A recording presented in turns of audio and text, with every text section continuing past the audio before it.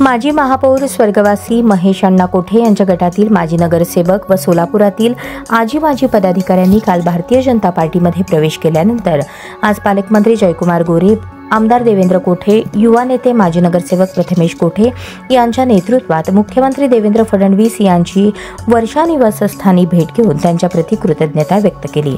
या भेटीदरम्यान दिवंगत महेश अण्णा कोठे यांच्याशी असलेल्या स्नेहपूर्ण नात्याला उजाळा मिळाला।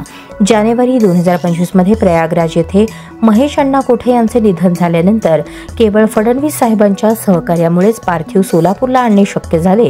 त्या सहकार्याबद्दल मनापासून आभार मानण्यासाठी आलो असल्याचे प्रथमेश कोठे यांनी सांगितले। ही मदत आयुष्यभर विसरता येणार नाही असेही त्यांनी नमूद केले। मुख्यमंत्री फडणवीस यांनी देखील महेश अण्णा कोठे यांच्याशी झालेल्या पूर्वीच्या भेटीचा संदर्भ देत त्यांच्या कार्यशैलीचे कौतुक केले।